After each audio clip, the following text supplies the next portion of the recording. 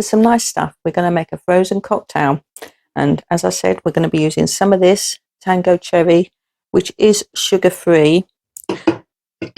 Oops. And we're going to be using some Gordon's Cherry Gin. Now, I know this has sugar in it, and I've tried to look to see how much sugar it has, but I can't find out. So the plan was to, if need be, to use some of this. But reading the book, it says these sort of substitutes don't work. So as a backup, I've got some of this cane sugar. But we'll see how we get on with this first, and we'll go from there. So it needs to be above minimum line, which should probably be 3, but I will put in 4. If I can get in the cans. That one was stiff. Now, I was looking at the instructions for the amounts of alcohol, and it was a little bit complicated to work out. So if I just pop these in, oops, splashing everywhere, and then I'll see if I can find what it actually says and tell you how I'm going to ignore that and try something different, just because these machines are a learning curve. So we'll see. These cans are 330 ml each.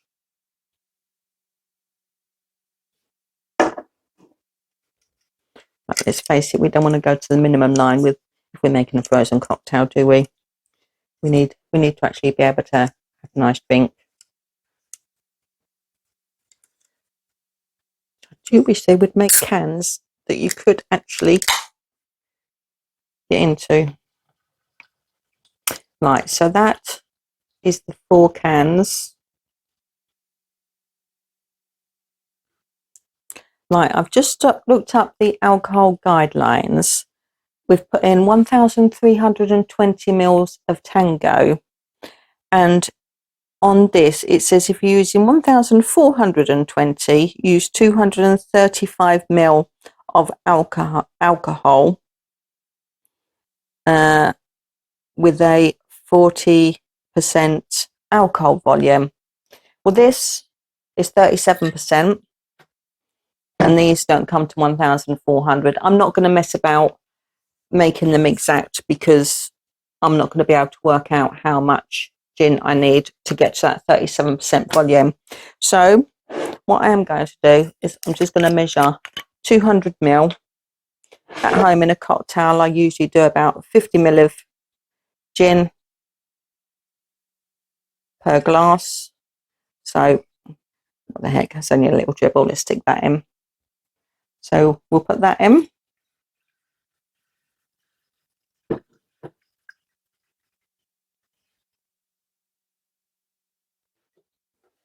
Okay, so if your machine isn't on, turn it on at the back, wait for the lights to come on, press the frozen cocktail, and let the machine work its magic. Right, we are at 20 minutes in, and so far no beep to say that it's got too much alcohol and no beep to say that it hasn't got enough sugar. I did just try to look up to see what it said about the Gordon's gin and sugar content, and it's not really much on there. All I know is that flavoured gins can have up to about 15 teaspoons of sugar per bottle. So it seems to be slushing at the moment. So fingers crossed I don't need to add anything else, which will be great. The other thing that I noticed looking through the book, it does say if you're thinking about buying a pre-made cocktail, then you need to make sure that it is between 2.8% and 16% alcohol. I will, as I said before, put the instructions at the end of the video so you can take a look at them and see exactly what you need. So if you want to go and buy some bits before you get in your machine, you'll know what to look for. Okay, so we're now at 27 minutes in. And as you can see, it is clearly now really looking like a slushy. Seems to be, as it's setting, freezing even, the slush moves from the bottom towards the front of the machine. As you can see from that video, it does actually look quite slushed, and it's been on for just over half an hour. It hasn't beeped yet to tell me that it's ready, but what I'm going to do is actually just dispense some and just see how frozen it actually is. I think that will do.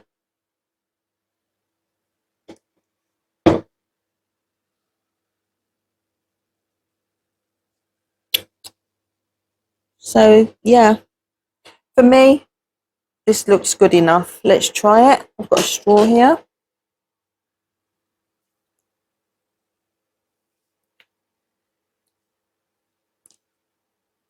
It's nice. It's strong, but it's nice.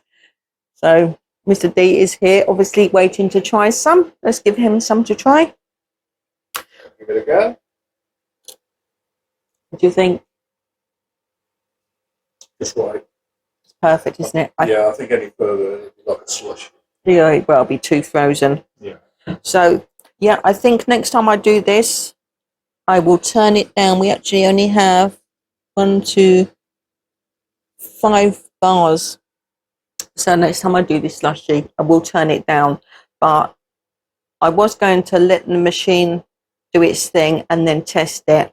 But I think if I leave it much longer, it's going to be quite thick, and we do want to be able to drink it. So as I've said before, these are a learning curve with these machines. But I didn't need to add any extra sugar, which is good. So there was obviously enough in the gin. So I'm going to get drinking, and we will be back soon with another slushy of some description. I'm going to create a playlist, so each time I do one, I will add them to the playlist, and we'll see you next time.